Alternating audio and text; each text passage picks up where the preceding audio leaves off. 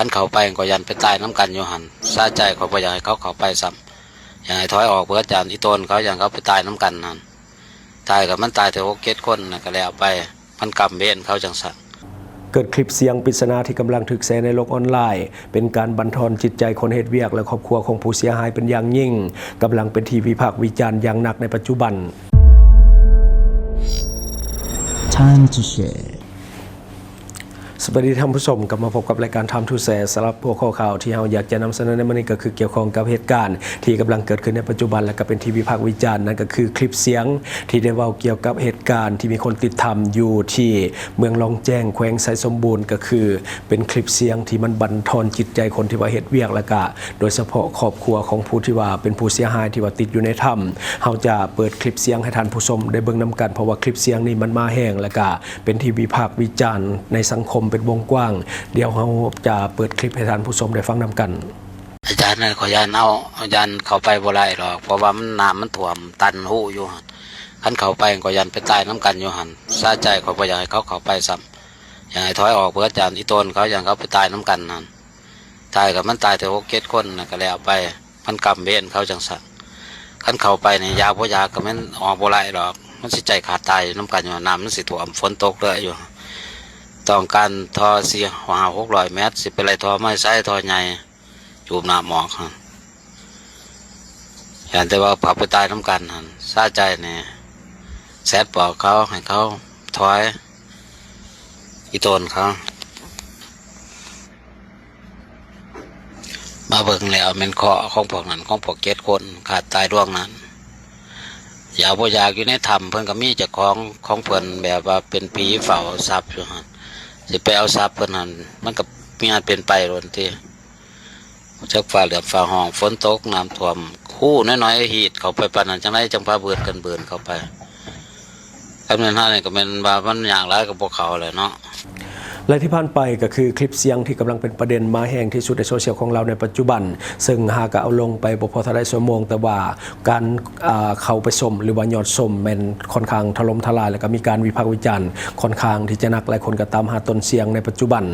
คือคลิปเสียงนี้กำลังเป็นที่วิพากษ์วิจารณ์อย่างหนักนอกจากบ่ให้กำลังใจผู้ประสบภัยและก็ทีมกู้ภัยในการปฏิบัติหน้าที่แล้วยังเป็นการบั่นทอนและก็ย่อท้อกำลังใจผู้ประสบภัยรวมทั้งกู้ภัยของไทยและก็ลาวนํด้วยสังคมกำลังลุมประณามและก็กำลังตามหาแหล่งที่มาของเสียงสำหรับผู้โพสต์เรื่องนี้ได้บอกว่ามันเป็นเสียงของหนึ่งในเจ้าหน้าที่ที่เกี่ยวข้องแต่ว่าตอนนี้ยังบ่ทันได้มีการพิสูจน์ว่ามันแม่นเสียงของผู้ใดแท้แต่ว่าเบื้องต้นทีมงานเฮาได้ฟังเสียงแบบละเอียดแล้วพร้อมทั้งตรวจสอบว่าแม่นเสียงที่มาจาก AI หรือบ่สรุปมันแม่นเสียงของคนแท้ๆและก็เป็นสำเนียงที่ทุกคนฮู้ดีก็คือสำเนียงของคนทางภาคใต้ของลาวหลายคนที่ได้ยินเสียงนี้ก็คือรู้สึกหดหู่ใจอย่างแห้งเนื่องจากว่าเจ้าของเสียงบอกว่าให้ปล่อย7 คนนั่นให้เป็นไปตามชะตากรรมภายในถ้ำนั่นเนื่องจากว่าพวกเขาเลือกแบบนั้นเองรวมทั้งบอกว่าถ้าคนเข้าไปสวยอาจจะไปตายเพิ่มในถ้ำดังกล่าวฟังเสียงแล้วมันก็น่าหดหู่ใจแท้ถ้าว่าญาติของผู้ประสบภัยได้ยินเสียงนี้เขาจะคิดแบบใดยิ่งอยู่ในช่วงเวลาที่มันวิกฤตแบบนี้ทั้งอย่างไรก็ตามมาฮอดมื้อนี้ทางทีมกู้ภัยและก็เจ้าหน้าที่ทุกคนได้พิสูจน์ให้เห็นแล้วว่าความพยายามของทุกคนบ่เสียเปล่าและก็มันประสบผลสำเร็จในมื้อนี้สำหรับปฏิบัติการช่วยเหลือ7 ชีวิตติดถ้ำและคาดว่ามื้ออื่นเช้าภารกิจดังกล่าวก็คือการนำตัวผู้ประสบภัยทั้ง5 คนที่ว่าได้พบก่อนก็คือจะทยอยออกมาก่อนแน่นอนตอนนี้ทั้ง5 คนยังคงพักในถ้ำต่อไปหลังจากที่ว่าทีมกู้ภัยของไทยได้นำเสบียงอาหารและนำดื่มเข้าไปให้พวกเขาได้กินประทังชีวิตข้ามคืนไปก่อนแล้วให้พวกเขาได้อุ่นใจและก็นอนพักผ่อนเอาแห้งไปก่อนคือตอนนี้การเดินทางออกจากถ้ำมันต้องใช้พลังงานหลายสมควรและก็มีความเสี่ยงสูงถ้าว่าฝนบ่ตกลงมาคืนนี้การเดินทางออกในมื้ออื่นเช้าคงจะบ่เป็นเรื่องที่ยากจนเกินไปเดี๋ยวเราจะพาท่านผู้ชมไปเบิ่งวินาทีน้ำตาแตกของผู้ประสบภัยก็คือมันเป็นวินาทีแห่งชีวิตใหม่ที่ได้กำเนิดขึ้นหลังจากที่มันเป็นนาทีชีวิตความเป็นความตายพอๆกันพอเจอหน้ากู้ภัยเนาะทั้ง2 ฝ่ายได้เจอหน้ากันเหมือนกับว่าได้กลับมาเกิดใหม่เดี๋ยวไปเบิ่งคลิปนำกัน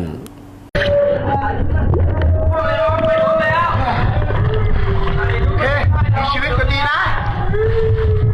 ไม่เป็นไรเก่งมากไม่ต้องร้องไห้โอเคผมเอาอยู่กี่คน5 คนเหรอแล้วอีกคนไป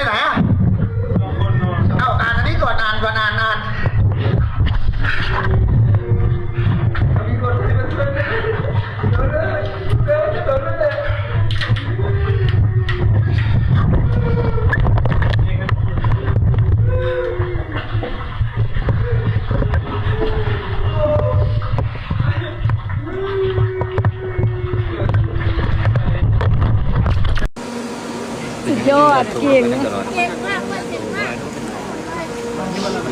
เป็นได้บ่เมื่อยที่ไอ้ ครับขณะนี้นะครับเวลา1:07 นาทีนะครับ ส่งชุดประดาน้ำนะครับ เข้าไปส่งมอบอาหารนะครับ ให้กับผู้ที่ยังติดค้างอยู่ในถ้ำนะครับอีก5 รายนะครับ เป็นเขาเรียกอะไรนะสารอาหารไม่ใช่สารเหลวแล้วก็เกลือแร่แล้วก็น้ำดื่มก่อนนะครับ ผมในเบื้องต้นนะครับ แล้วก็เราจะไปวางแผนกันต่อว่า จะนำทั้ง5 รายนี้ออกมายังไงนะครับ แต่จะนำออกมาให้ไวที่สุดนะครับขอบคุณทุกกำลังใจครับผมอันนี้อยู่มันค่อนข้างที่จะทุรักทุเลนะครับลำบากลำบนขอบคุณทุกกำลังใจครับครับขณะนี้เวลา 19:46 เรากำลังจะถอยกำลังออกทั้งหมดนะครับโอ้ยอันนี้หลังจากดำได้ที่ 2ใช่ไหมพี่ได้ที่ 2ครับเราเอาของไปให้เราเอาน้ำดื่มเอาอาหารเหลวแล้วก็เกลือแร่เข้าไปให้ครับเรียบร้อยนะครับ Happy chaps over there.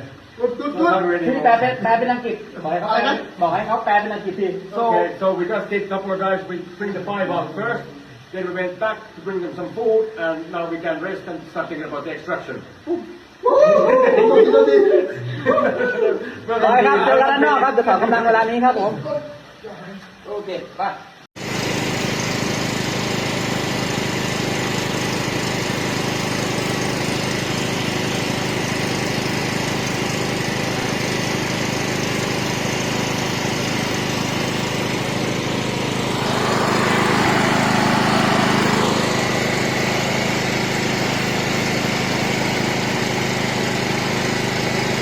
และทั้งหมดก็คือภาพที่เราประมวลมาให้ท่านผู้ชมได้เบิ่งเหตุการณ์ที่เกิดขึ้นในช่วงแรงมื้อนี้มันมีบางแหล่งข่าวบอกว่าพบทั้งหมดทั้ง7 คนแล้วเนาะแต่ว่ายังบ่ทันได้เอาออกมาเทื่อแต่ว่ายังบ่มีภาพคือมันมีจากแหล่งข่าวโทรภาพแห่งหนึ่งเนาะเพิ่นได้เอาลงแล้วว่าได้พบทั้ง7 คนแล้วแต่ยังบ่ทันได้เอาออกมาเทื่อแต่มีรายงานว่ามื้อนี้สภาพอากาศก็บ่ค่อยดีปานใดคาดว่าจะมีฝนตกลงมาเติมฉะนั้นต้องได้เร่งกู้ภัยหรือว่านำคนทั้งหมดออกมาให้ได้ภายในมื้อนี้แต่ทั้งนี้ทั้งนั้นยังบ่มีภาพเนาะก็คือมีแต่คลิปเสียงเท่านั้นที่ว่าเพิ่นรายงานเข้ามาทางสถานีโทรภาพแต่ว่าตอนนี้ยังบ่มีภาพยังยืนเนาะแต่จังได๋ก็ตามเฮาจะเกาะติดสถานการณ์ให้ท่านผู้ชมได้เบิ่งนํกันเนาะถ้าว่ามีความคืบหน้าทางรายการของเฮาจะรายงานทันทีซึ่งว่าการเว้าของเฮาก็จะมีปัญหาหน่อยหนึ่งเนื่องจากว่าบ่ได้พักผ่อนรายวันรายงานติดต่อกันทางกลางวันและก็กลางคืนเนาะฉะนั้นการอ่านข่าวอาจจะมีปัญหาหน่อยหนึ่งแล้วก็นำเสียงอาจจะแห้งหรือว่าอาจจะติดขัดหน่อยหนึ่งเนื่องจากว่าพักผ่อนน้อยต้องได้เกาะติดสถานการณ์และก็รายงานข่าวให้ท่านผู้ชมได้รับรู้รับฟังนำกันเนื่องจากว่านอนน้อยเนี่ยก็เลยว่ามีปัญหาสุขภาพน้อยหนึ่งแต่จะได้ก็ตามถ้าว่ามีความคืบหน้าเกี่ยวกับเรื่องนี้ถ้าว่าเพิ่นได้เร่งระดมคนผู้ประสบภัยออกมาแท้ๆทางรายการของเฮาก็จะนำเสนอให้ท่านได้รับรู้ทันทีเนาะและทั้งหมดก็คือสิ่งที่เฮาเก็บมาเล่าสู่ฟังหวังว่าท่านจะได้รับสาระดีๆสำหรับท่านที่ว่าเบิ่งรายการเฮาอยู่คิดเห็นจะได้กับสิ่งที่ว่านำเสนอไปก็อย่าลืมฝากไว้ภายใต้คอมเมนต์ของเฮาและที่สำคัญก็อย่าลืมกดติดตามช่องของเฮาไว้แน่เพราะว่าถ้ามีความคืบหน้าปุ๊บเนาะท่านจะได้อัปเดตทันทีอย่าลืมกดติดตามช่องของเฮาไว้ขอขอบใจ ช่องทางที่คุณสามารถรับชมข่าวสารจาก Time to Share Studio Fanpage Time to Share Laos YouTube Time to Share TikTok Time to Share Laos Facebook สิงห์ดาราสายลินอยู่เมืองลาวใช้แต่เงินกีบลาวและส่งเสริมผลิตภัณฑ์ภายในเพื่อลดผ่อนการนำเข้าสินค้าและแก้ปัญหาเงินตรา Subscribe for more video.